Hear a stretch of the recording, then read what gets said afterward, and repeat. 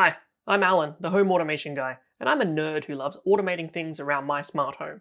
I started this YouTube channel in April 2021, and my goal is to demystify some of the more complex parts of home automation and explain them in the way that normal people can understand and use in their own homes. In this video, I'm going to show you my favorite home automations that I'm using right here in my smart home, as well as how I've set them up. Let's take a look. Hey home automation guy. Start the show. Before we look at the automations themselves, it's worth grounding ourselves in what actually makes a perfect home automation. Using an app on your smartphone to turn on the lights is not home automation. All you're doing is moving the controls from your lights from a convenient switch on the wall that everyone knows how to use to a different button that's inside an app, inside your smartphone, inside your pocket. When you come home and it's dark, you don't want to have to unlock the door, pull out your phone and open the right app, and then click the right light icon to turn on the lights, especially as you'll probably have an easy to access switch already there on the wall. You also shouldn't have to yell across the room to a voice assistant that will probably misinterpret your command and turn on the lights in an entirely different room, or tell you about some unhelpful search results it's found. A truly smart home will know whether you've been away and if you've just come home, and it will automatically turn on the lights and any heating or cooling for you. In my mind, the perfect smart home should adapt to you automatically based on your current conditions. You should turn the lights on and off when you enter or leave a room. You should adjust the heating and cooling based on where you are in the house or if you're away. But there should also be manual controls available for visitors or if automations fail. You can't expect your guests to know what they need to yell at an Amazon Echo to turn on some lights. People are used to using switches. Your house shouldn't be tied to a single manufacturer or ecosystem either. There are thousands of different companies out there making all sorts of cool home automation technologies. You shouldn't be limited to using a single company. You should be able to buy the best piece of hardware for your home from any company, and it should work with all the other bits of hardware you already have. And finally, your home automation system should be able to keep as much of the processing and data locally within your house, rather than sending it to a third-party company via the internet. This will make sure that your home still works as expected if your internet goes down, and will help prevent you from getting hacked or having data leak out. In a nutshell, the perfect home automations are subtle and work unnoticeably in the background, but you miss them when they're gone.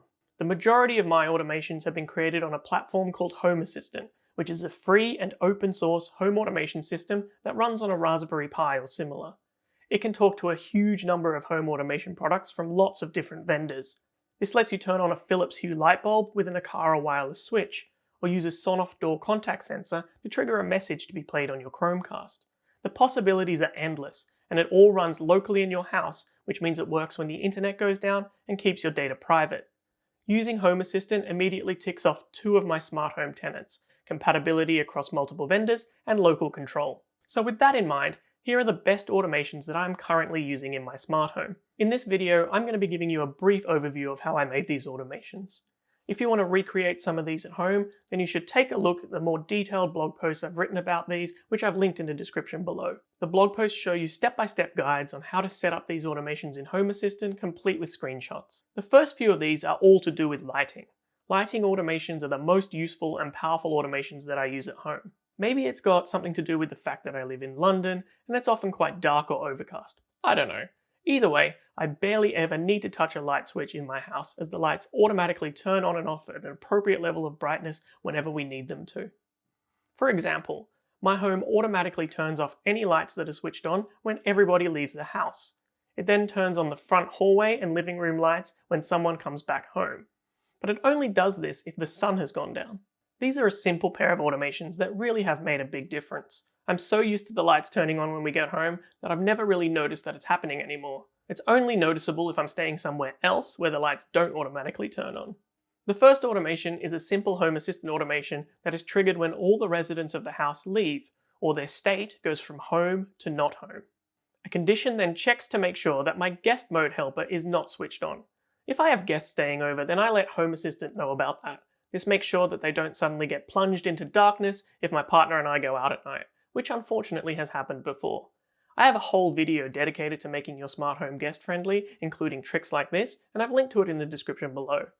If guest mode isn't on, the automation then runs the actions I've specified, which is to turn all the lights off. It also sends me a handy push notification to my smartphone telling me that it's turned the lights off. No more wondering, did I leave the lights on? When we come back home, it triggers a similar automation, except that it checks to see if the residents go from not home to home. The condition now checks to make sure that the sun is below the horizon, or in other words, if it's after sunset. If it is, it will turn on these specific lights in my hallway, stairwell, and living room to a pre-configured brightness levels and send me another push message to tell me that someone's come home.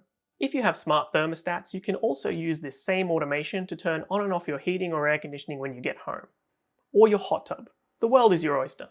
And then once I'm in my house, I also have lights that automatically react to motion or other sensors. For example, these lights on my stairwell automatically turn on when someone walks up to the stairs. The lights turn off again after a period of time when motion is no longer detected. The same thing happens in my kitchen and my bathroom, so I never have to fumble around for a light switch in the dark. This is again another simple automation that is triggered when motion is detected by some motion sensors I've placed near the stairs.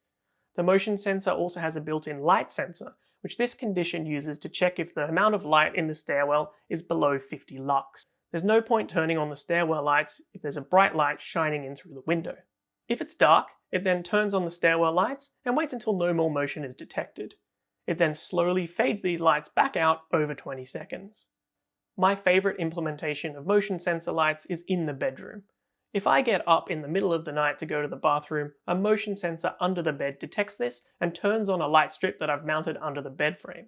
This creates a nice soft glowing light under the bed so I can walk to the bathroom without stepping on any Lego or any other crap that I've left on the floor. I also have some lighting automations that adjust the level or color of the lights based on certain conditions, and they feel almost magical to me. For example, the lights in my living room automatically brighten or dim based on what the TV is doing. I watch most films and TV through a Google TV Chromecast thingy, which is integrated into my Home Assistant. I've created an automation that dims the lights when it detects that the Chromecast has started playing something. If I pause whatever is playing on the TV or turn the TV off, it will automatically brighten those lights so I can easily get up and go to the bathroom or get a snack or whatever I was doing. When I come back to the sofa with my snack and restart the TV show, the lights automatically dim again. This is done with an automation that is triggered when the living room Chromecasts get set to a state of paused or off. A condition then checks to make sure that the living room lights are actually already on. There's no point brightening the lights if I've deliberately left them switched off for some reason. If the lights are on, it sets them to 100% brightness. The second automation is triggered when the same Chromecast state goes to playing. It again uses a condition to check that the lights are actually on before it goes ahead and activates a special TV mode scene. This scene sets all the lights to a pre-configured set of brightness levels and colors. This same concept can be used to trigger different lights to subtly alert you to things. I used to always forget that I had wet clothes sitting in my washing machine after a wash cycle, and they could sometimes stay in there for days and end up smelling like a wet dog. I tried getting a push notification sent to my phone when the washing machine was finished, but I'd often get it sent to me while I was up here working in my office, or something like that, and I'd forget about it by the time I got downstairs near the washing machine. To solve this problem, I now set the stairwell lights going to my kitchen, where the washing machine is, to green when a wash cycle is done, but I've not yet emptied the machine. I use a smart power switch to work out if the machine is running or finished, and a contact sensor mounted to the door to determine if it's been emptied or not. I now immediately see the green light as I'm walking down the stairs, and this reminds me when I'm right by the washing machine that I need to empty it. Once it's been emptied, the lights go back to their normal warm white color. This was a pretty complex automation to set up, but once I got it working, it's been flawless. If you want to know how to set this one up yourself, check out the blog post I wrote about this, which is linked in the description below. I also use this type of automation to make the lights behind my TV flash red if the front doorbell detects a person. And if that person happens to then press the doorbell, the picture on the TV changes to a live stream of the doorbell camera so I can see who it is. The automation that powers this is triggered when the Nest doorbell camera, which is connected to Home Assistant, has the button pressed. The condition checks to make sure that the TV is on or playing, and then if it is, it calls the PlayStream service to stream the doorbell camera to the TV.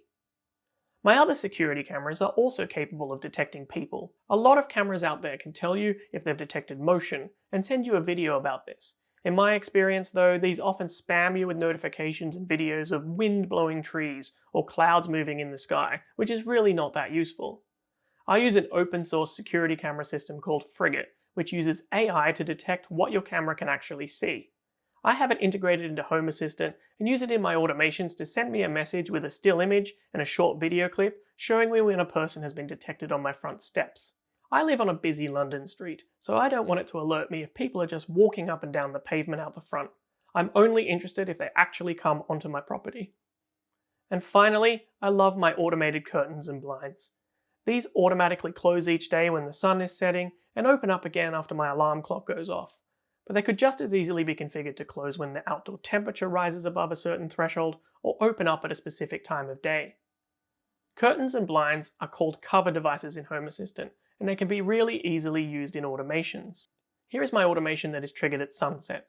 A condition checks to see if the blind is open, and if it is, it closes the blind.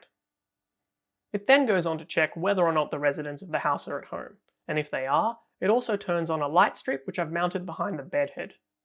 Those are my top automations which I'm currently using in my house. You can see that none of them involve pressing buttons, using a smart home app, or shouting at a voice assistant. Of course, I can do all of those things if I want to, but it's not necessary as I've programmed my house to be smart and to take care of everything on my behalf.